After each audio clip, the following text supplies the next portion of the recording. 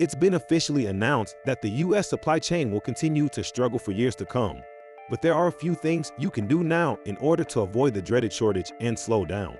Retailers are facing a lot of difficulties lately, despite the apparent easing of the health crisis. Experts say that this isn't improving at all. If a supply shortage materializes in 2021 and the United States isn't ready for it, shortages could occur, devastating retailers that depend on goods from overseas. In the next video, we'll cover a bunch of topics about the second half of this year, but for now, please give us your support by giving this video a thumbs up and subscribing to our channel to keep up with the latest trends. It could take a while to get some of your products on the shelf. For instance, according to supply chain analysts at RBC, there are roughly 4 million containers stuck outside of ports worldwide. When ships are scarce, the cost of shipping goes up. This gets passed to the consumer, increasing the price of goods and products. The analyst also noted that supply chains worsen when shipping is an issue. Turnaround time delays, known as TOT, are continuing to rise and are causing more ships to get stuck in queues outside of U.S. ports due to the increased workload. Around 15% of ships are arriving on time. A company revealed that at least 300 container ships are about to arrive in the US from Shanghai. They estimate these vessels will be waiting for 111 days, which is a huge increase from the usual 6 to 8 day waiting time. Shipping has been a problem for some time, but now it's become so widespread that it affects the entire world. Michael Tran, BC's head of digital intelligence strategies, said in the report, "The plethora of problems is having a down-like negative compounding effect across various markets. Within the past year, the cost of maritime containers has increased tenfold, jumping from $3,000 to $30,000. The price hikes are happening as a result of 2/3 of all shipping containers coming from China, and Europe being at a 3-year low due to interruptions such as labor disputes and congestion." Josh Afterin, director of Plug and Play Tech Center at Rogers RBC, pointed out that the Russian aggression on Ukraine has prompted insurance companies to raise the cost of protection coverage for ships in the Black Sea. The fuel supplies also fell to their lowest level and the rates reached an all-time high. Highs are obviously passing higher costs to customers, as reported by Morgan Stanley. Analysts predict that container prices in the spot market could reach up to $47,000. This summer, the trucking industry is facing labor shortages due to a rise in driver shortages, and with that, costs will increase and delays will become more common. One expert predicts that this shortage will persist for the foreseeable future without intervention. More than ever before, there are many choke points throughout the system, and it will take a while to fix them. While the flow of vessels and containers will eventually start to ease, we can't expect this to happen anytime soon. Tim Short is the CEO of global freight forwarder DHL. The global recession will make it hard for us to transition back to times of excess capacity. It is unlikely that we'll be able to find us infrastructure as it is today because the conditions are unfavorable. Because infrastructure development takes a long time. Chief Reshuffling said.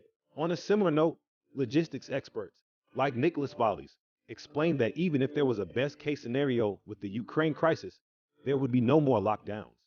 But we're seeing more and more companies reconsider where things stand. A new survey revealed that about 88% of firms expect sweeping changes in the coming years. According to FreightWave CEO Craig Fuller, supply chain issues could cause a disruption in the freight industry. The bullwhip effect is a term used in supply chain circles to describe a scenario in which temporary surges in retail demand are magnified and exaggerated by upstream manufacturers and suppliers who rapidly increase production well beyond the level that is actually needed. Retailers with too much inventory start out recognizing an opportunity but end up in a situation where they have taken on more wholesale goods than they can sell. Actually, while unemployment rates are up, consumer stress is at an all-time high. With prices spiking and markets crashing, many people are feeling increasingly insecure. Higher interest rates and the continuing economic slowdown are having a large impact on consumers. Consumer confidence is dropping steadily due to the uncertainty of supplies. This couldn't come at a worse time for consumers. The bullwhip effect has created a lot of overstocks and wrecked the global supply chain. It is a tough time we are living in with all these economic uncertainties. But on the bright side, 77% of our containers come from inside the U.S. Our latest research shows a gloomy picture of the retail sector. Goods have been accumulating with little interest in purchasing them.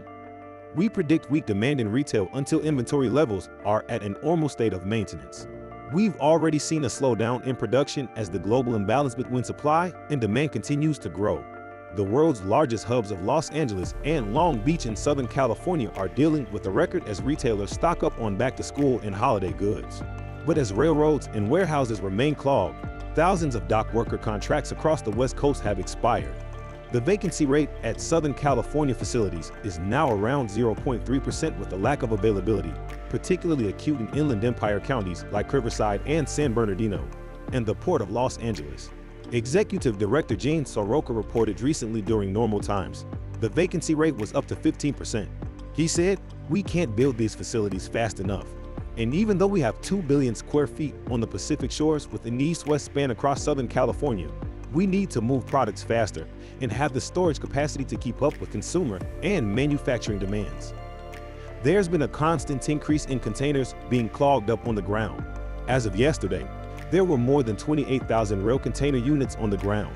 About 2/3 of them had been waiting to be picked up for 2 weeks or more. All of this means that the disruptions down the road are going to be far worse. But most people will find out before us. The majority of people think shortages are just a problem for other countries. But while America was still doing well in the past, we now find ourselves facing very similar issues. It's a problem that is only getting worse. We've dealt with shortages in recent months. And while we're still seeing some sporadic price surges, the drought doesn't seem to be getting any worse. The prices of common items have been rising over the past few months, and new deals are coming in every day. Faced with this challenge, many consumers buy more food from wholesalers and supermarkets for their groceries. So it's natural to notice that there has been a rise in the demand for cheap alternatives with each passing week. More and more consumers are choosing to avoid name brand products. And when they do buy products, they're only getting the essentials. This is according to June's BMO Real Financial Progress Index survey, which found that 42% of Americans said they were changing how they shop for groceries. However, things are not as simple as prices are up. Many energy companies aren't capable of providing enough energy.